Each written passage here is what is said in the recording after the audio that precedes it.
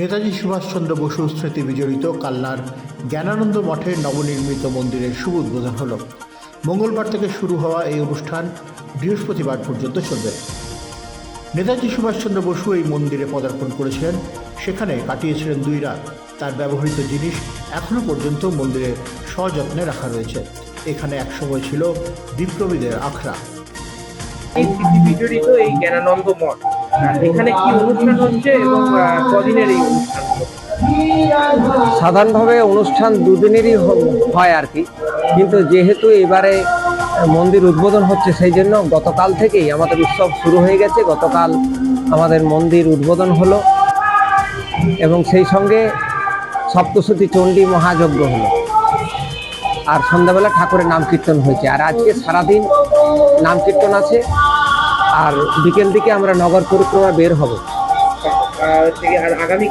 আগামীকাল হচ্ছে নরনারায়ণ উৎসব, বিশেষ উৎসব সেদিনই মেন উৎসব। এটা কি মানে বাৎসরিক উৎসব উপলক্ষে? এইটাই বাৎসরিক উৎসব উপলক্ষে এই অনুষ্ঠানগুলো হচ্ছে। আচ্ছা, মন্দিরের কি অবস্থা খারাপ ছিল? বলি নবনির্মিত মন্দির অবস্থা খুবই খারাপ ছিল।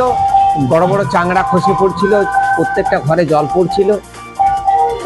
এই জন্য আমরা নতুনভাবে মন্দির সংস্কার করলাম।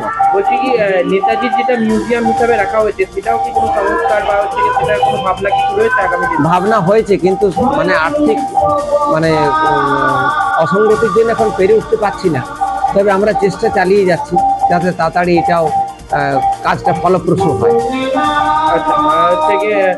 নেতাজির এখানে ব্যবহৃত কি কি জিনিস রয়েছে এখনো? নেতাজির ব্যবহৃত জিনিসের মধ্যে চেয়ার রয়েছে, যেটা উনি বসেছিলেন, এবং একটা টেবিল আছে যেখানে উনি আহারাদি করতেন, এবং একটা চৌকিও আছে যেখানে তিনি বিশ্রাম নিতেন।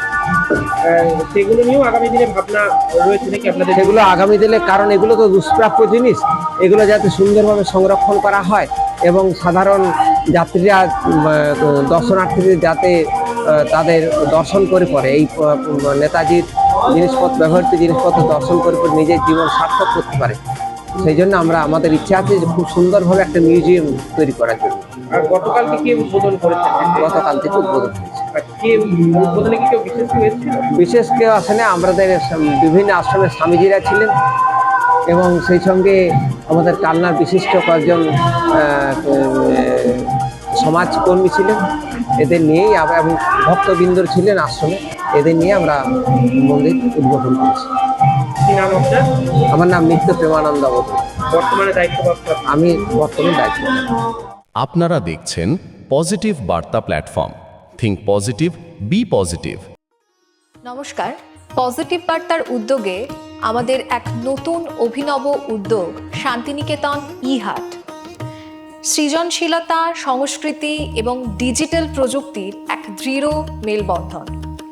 এখন থেকে লাইভ সম্প্রচার সরাসরি শুধুমাত্র আপনারা দেখতে পাবেন আমাদের পজিটিভ বার্তা প্ল্যাটফর্মে, সোম থেকে রবি বিকেল 3টে থেকে 5টা পর্যন্ত।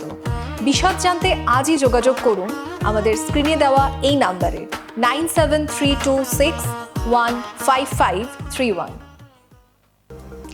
যারা দিনরাত নিজের সবটুকু দিয়ে রোগীর সেবা করে চলেছে, দুঃখী এবং হতাশাগ্রস্ত মানুষের পাশে এসে দাঁড়িয়েছে, আমাদেরকে বাঁচার জন্য নতুন শক্তি জুগিয়েছে, তিনি আর কেউ না, তিনি একজন চিকিৎসকই।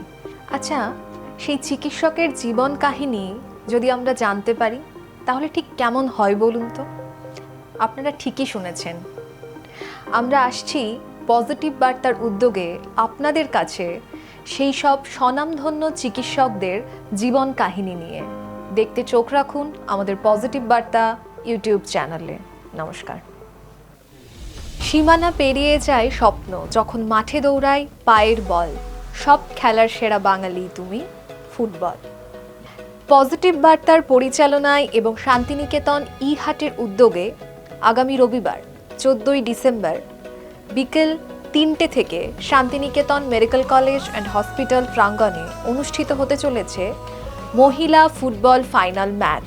সেখানে অংশগ্রহণ করতে চলেছে বাহিরি বজ্রসুন্দরী হাই স্কুলের girls football academy versus Amodpur pair association. আপনাদের সকলকে সাদর আহ্বান জানাই। নমস্কার।